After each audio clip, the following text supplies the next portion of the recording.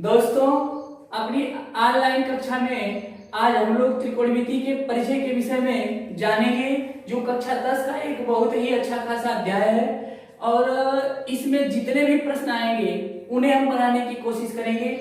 इसको आप लोग देखिएगा। तो त्रिकोणमिति का परिचय, इंट्रोडक्शन ऑफ त्रिकोणमिति। तो त्रिकोणमिति होती क्या है?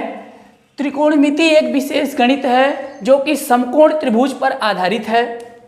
हम हर एक बिंदुओं को लिखते जा रहे हैं। आप लोग वीडियो को रोक रोक के नोट्स बनाने की कोशिश करिएगा। तो ये त्रिकोणमिति क्या है? तो त्रिकोणमिति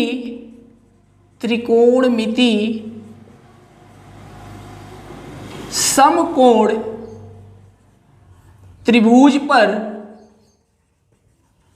आधारित एक गणित है।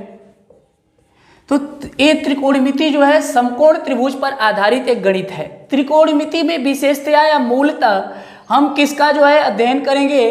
त्रिभुज के कोणों और भुजाओं को मापने के संदर्भ में हम इनका जो है अध्ययन करेंगे। तो ये त्रिकोणमिति समकोण त्रिभुज पर आधारित एक गणित है।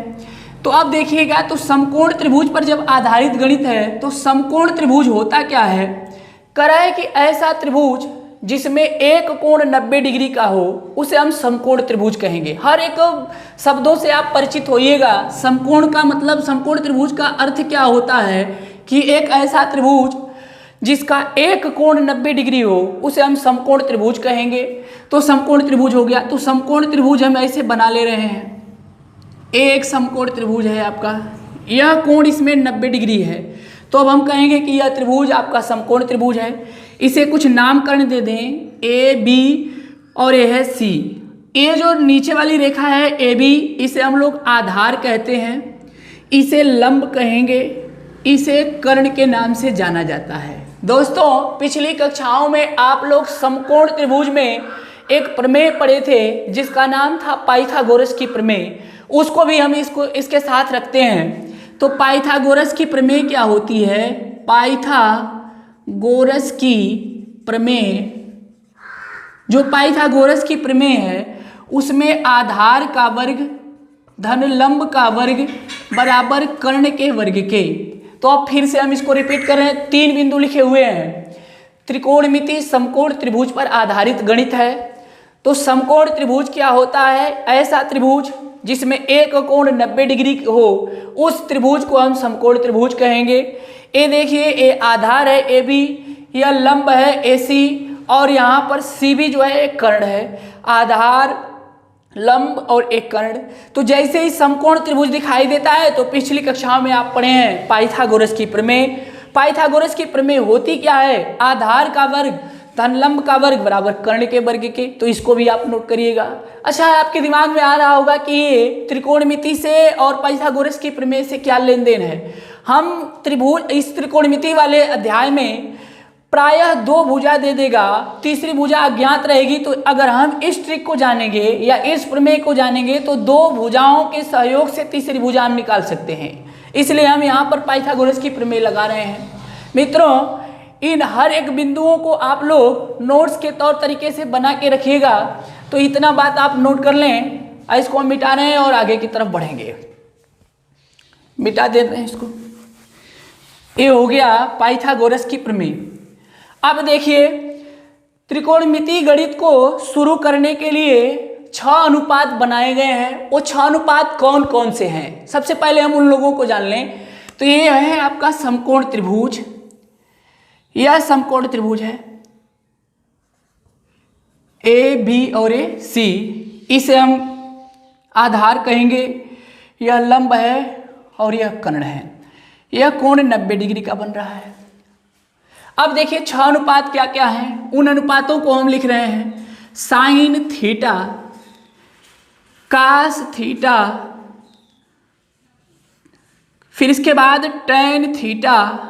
साइन का जो उल्टा होता है वह कासेक थीटा, और जो कास का उल्टा होता है वह सेक थीटा, और जो टैन का उल्टा होता है उसे हम लोग लिखते हैं काट थीटा। 6 बिंदु हम लिखे हैं जो त्रिकोणमितीय अनुपात के नाम से जाना जाता है। हालांकि आप इसे हिंदी अगर इसकी याद करने की कोशिश करेंगे थोड़ी दिक्कत होती है। जैसे हम लोग यहाँ साइन थीटा को हिंदी में ज्या कहते हैं, कास थीटा को जो है कोज्या कहते हैं, इसे अस्प्रज्या कहते हैं। थोड़ा सा कठिनाई आती है तो इंग्लिश वर्ड ही आपके लिए बहुत सुटेबल बैठेगा। Sine theta, cos theta, tan theta, cosec theta, sec theta और एक काट थीटा। आइए इसके मानों को देखें। इन त्रिभुज के सहारे हम इन मानों को रखेंगे। साइन थीटा की जो वैल्यू होती है वो याद रखने के लिए एक ट्रिक है, लाल बटा के कक्का। तो अब देखें इसका हम थोड़ा विश्लेषण कर लें। एल का मतलब लंब, ए का मतलब आधार, एल का मतलब लंब, के का मतलब कर्ण, फिर के का मतलब कर्ण, ए का मतलब आधार। तो यहाँ साइन थीटा का जो मान होता है वो साइन थीटा बराबर लंब बटा के कर्ण। तो यहाँ हम लिख दे रहे हैं कि लंब बटा के कर्ण हो गया। कास थीटा बराबर आधार बटा के कर्ण, तो ए हो गया आधार बटा के कर्ण। टेन थीटा बराबर लंब बटा के आधार, तो यहाँ से लिख लेंगे लंब बटा के आधार। अब देखिए अभी हम कहे हैं कि जो कासेक थीटा होता है वो साइन का उल्टा है, तो मैं चाहूँ तो कासेक थीटा के स्थान पर 1 बटा के साइन थीटा लिख सकता हूँ। तो ये हो गया 1 बटा के साइन थीटा। तो अब जब इसका व्युत्क्रम है तो इसको हम ऊपर नीचे कर देते हैं। साइन थीटा के जगह लंब बटा के कर्ण है तो इसके स्थान पर अब कर्ण बटा के लंब होगा, तो यहाँ से कर्ण बटा के लंब लिख देंगे। सेक थीटा एक कास का व्युत्क्रम होता है, तो 1 बटा के कास थीटा। तो अब जब कास का व्युत्क्रम है तो इसका अंश और हर में भी परिवर्तन कर लें, तो इसे लिखेंगे कर्ण बटा के आधार। इसके बाद काट थीटा टेन का उल्टा होता है, तो 1 बटा के टेन थीटा और इसे लिख सकते हैं आधार बटा के लंब। तो हम फिर से इसको रिपीट कर रहे हैं। ये 6 त्रिकोणमितीय अनुपात है, इसे बिना जाने बिना समझे आप एक पग भी त्रिकोणमिति में आगे नहीं बढ़ सकते हैं, ये सावधानी है। साइन थीटा लंब बटा के कर्ण, कास थीटा आधार बटा के कर्ण, टेन थीटा लंब बटा के आधार, कासेक थीटा जो साइन का उल्टा है 1 बटा साइन थीटा। इसके बाद कासेक थीटा को हम कर्ण बटा लंब लिखेंगे। सेक थीटा 1 बटा कास थीटा, इसे कर्ण बटा आधार लिखेंगे। काट थीटा 1 बटा टेन थीटा अर्थात आधार बटा के लंब लिखेंगे। इतनी बात यदि आपको समझ में आई हो तो हम आगे की तरफ और आगे बढ़ें, तो इसे नोट कर लीजिएगा। हम हट जा रहे हैं, मिटा देते हैं इसको। हाँ, तो इतनी बातें आ गई। अब धीरे धीरे त्रिकोणमिति के विकास के ऊपर हम लोग चलेंगे। तो इतनी बातें तो जनरल थी, हर एक विद्यार्थी इसको समझता है, जानता है, और जो नहीं जान रहे हैं उनको ये जान लेना भी अति आवश्यक है। देखिए सबसे शुरू वाला सूत्र यहाँ से हमने, हाँ 2 बातें और छूट गई हैं, उसको भी आप समझिएगा। टेन थीटा को आवश्यकता पड़ेगी तो हम लोग लिखेंगे साइन थीटा बटा के कास थीटा। अच्छा, आगे इसी तरीके से काट थीटा आवश्यकता पड़ेगी तो हम लोग लिखेंगे कास थीटा बटा के साइन थीटा के। ये 2 बातें और उसमें जोड़ लीजिएगा। तो इतनी बातें अगर आ गई हो समझ में, तो और आगे हम बढ़ते हैं। पहला फार्मूला होता है त्रिकोणमिति में, जो कि त्रिकोणमिति का एक तरह से रीढ़ कह लिया जाए, इसके बिना कुछ भी संभव नहीं है। तो एक जो पहला सूत्र है, साइन का square theta plus cos square theta बराबर 1। कभी कभी आप लोगों से कोई पूछेगा कि बताओ त्रिकोणमिति पढ़ के आए हो तो इसे सिद्ध करके दिखाइए। तो sine square theta plus cos square theta बराबर 1, इसे हम कैसे सिद्ध करेंगे? लेफ्ट हैंड साइड LHS, तो बाएं पक्ष को लेके दायां पक्ष दिखा दें तो हमारा थ्योरम प्रूव होगा। यहाँ से sine square theta plus cos square theta बायां पक्ष ले लिए। अभी हम लोग पढ़े थे साइन थीटा और कास थीटा की वैल्यू। हो सकता है कि किसी विद्यार्थी को याद न आ रहा हो, तो उसके लिए लाल बटा के कक्का ए शब्दों का प्रयोग वो करेगा। तो साइन थीटा की वैल्यू के लिए यही लिखेंगे, कास थीटा के लिए दूसरा होगा, टेन थीटा के लिए तीसरा होगा। तो अब देखिए साइन थीटा है तो साइन थीटा की जगह लंब बटा कर्ण, तो हम भी लिख लेते हैं लंब बटा कर्ण। ध्यान रहे इस पर स्क्वायर लगाया है तो हम लोग भी इस पर स्क्वायर लगा लेंगे। प्लस कास थीटा आधार बटा के कर्ण, तो आधार बटा कर्ण इनका भी होल स्क्वायर। अब देखिए ए लंब का स्क्वायर बटा के का स्क्वायर प्लस आधार का स्क्वायर बटा के स्क्वायर। अब ध्यान देना, जब कभी भी हम लोग भिन्न हल करते हैं और हर बराबर रहता है तो ऊपर वाली क्रिया ऊपर ही कर लेते हैं।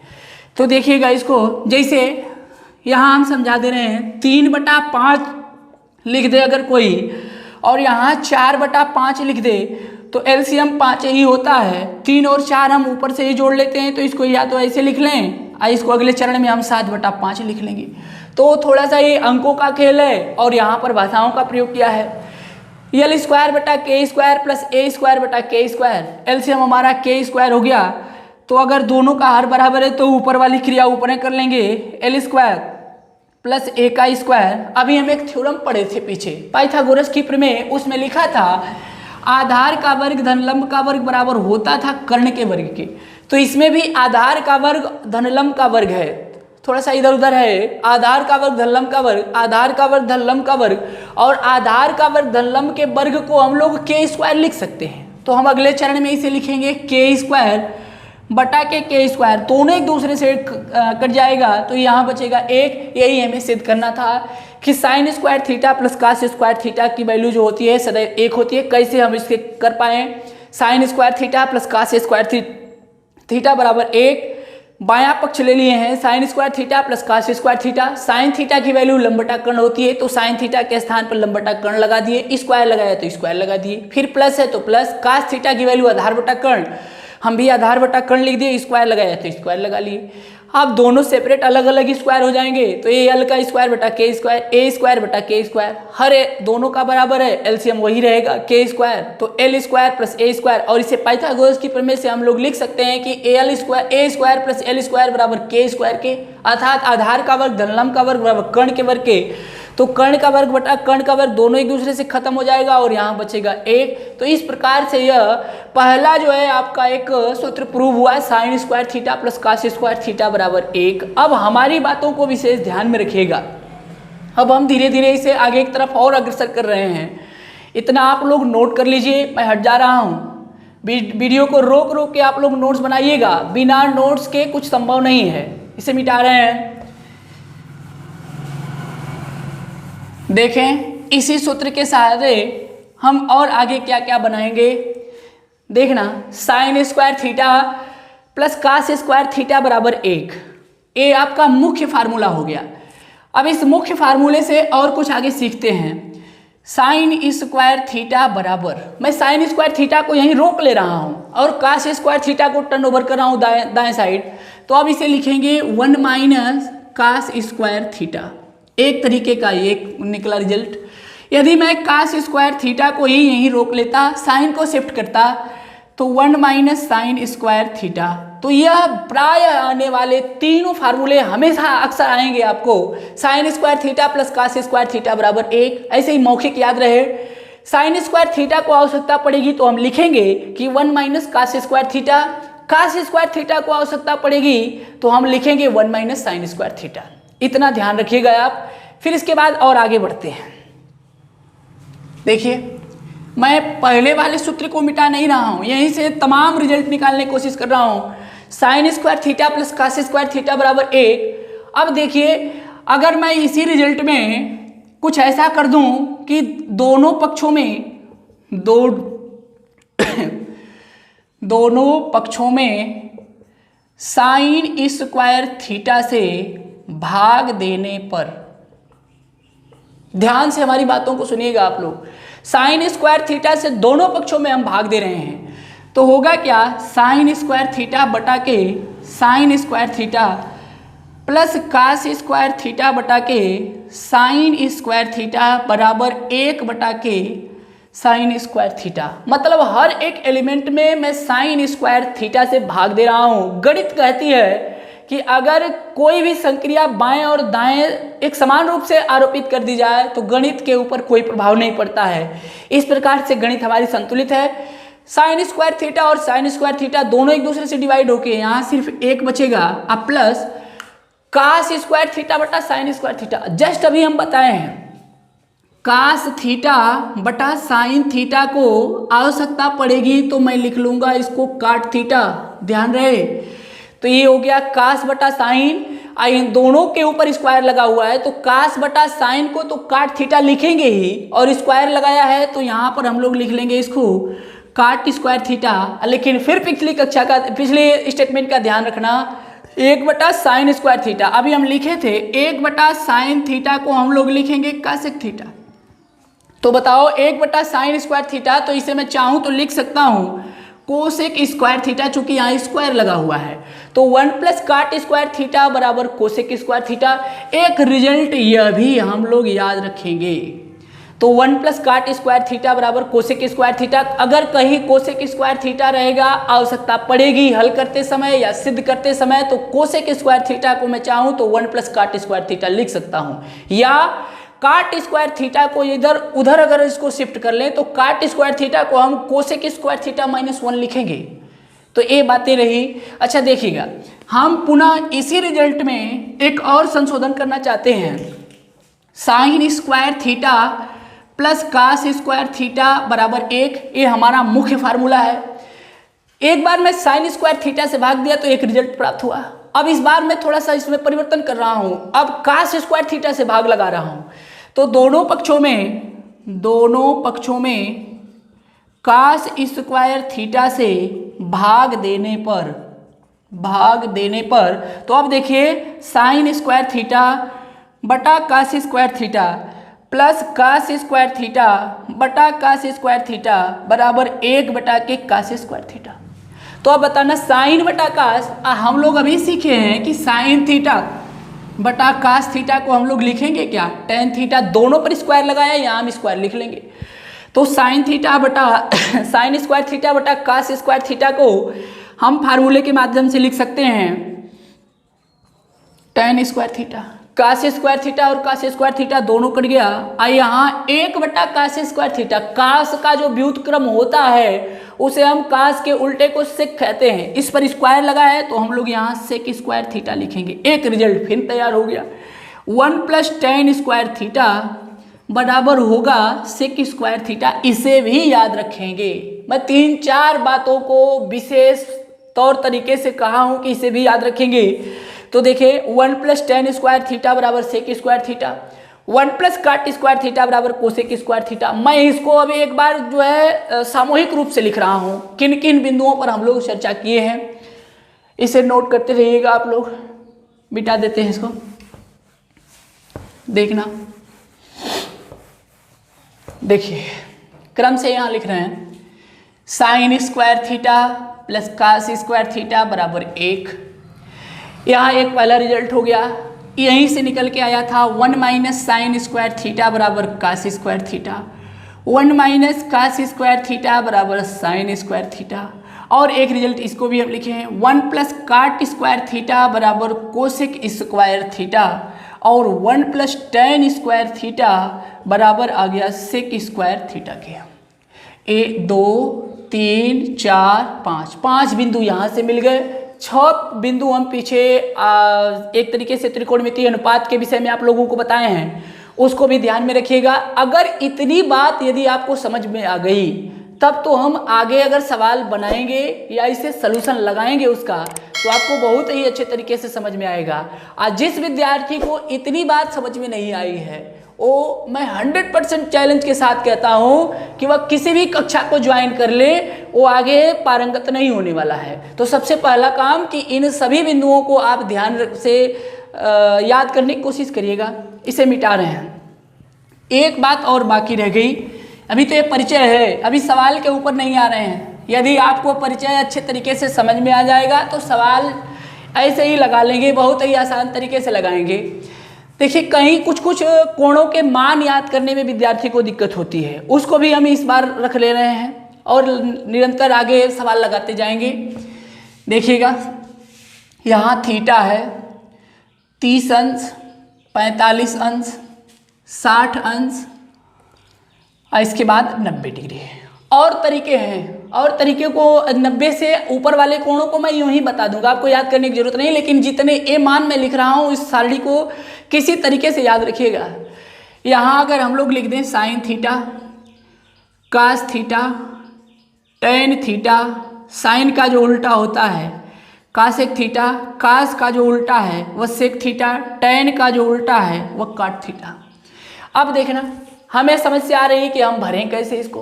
हालांकि इसका हम प्रूफ भी कर देते, लेकिन आपकी कक्षा के लिए सिलेबस में नहीं है, तो हम किसी तरीके से इसे याद कर लें और किसी अन्य वीडियो में मैं इनका हर एक कोणों का प्रूफ भी दे दूंगा। तो यहाँ देखिएगा हम एक छोटा सा सिस्टम लिख रहे हैं, यहाँ लिख रहे हैं 0, फिर इसके बाद 1 2 0 1 2 3 4। अब हर एक में 4 से हम भाग लगाएंगे, यहाँ भी 4 से भाग लगाते हैं। आप प्रत्येक के ऊपर करड़ी लगा देंगे, प्रत्येक के ऊपर करड़ी लगा देंगे। अर्थात क्या किए हम 0 से लेके 4 तक का अंक लिखे, हर एक फैक्टर में 4 4 से भाग लगा दिए। अब इन्हीं का जो सलूशन आएगा वो पहली सीरीज बन के तैयार होगी। जैसे 0/4, अब हम जानते हैं कि 0 में किसी संख्या से भाग दें तो रिजल्ट हमेशा 0 ही आता है, तो इसलिए यहाँ ये 0 छुटा हुआ है, ये इसको बीच में आप भर लीजिएगा 0 है, 30 को बीच में बढ़ा देते हैं, ये 0 है। तो साइन 0 का जो मान होगा वो 4 से अगर भाग लगा दें तो ये हो गया आपका 0। अगर 1/4 अर्थात 1 का वर्गमूल निकालेंगे तो 1 और 4 का वर्गमूल निकालेंगे तो 2 होगा, तो 1/2 लिख सकते हैं। इसे देखना 2/4 को अगर हल करें तो ये 2 से ये 4 2 बार में डिवाइड होगा, अर्थात 1/2 और 1 का वर्गमूल निकालेंगे तो 1 और 2 का वर्गमूल निकालेंगे तो वर्गमूल निकलेगा नहीं, तो उसे अंडर रूट में ही रहने देंगे, अर्थात ये होगा 1/2।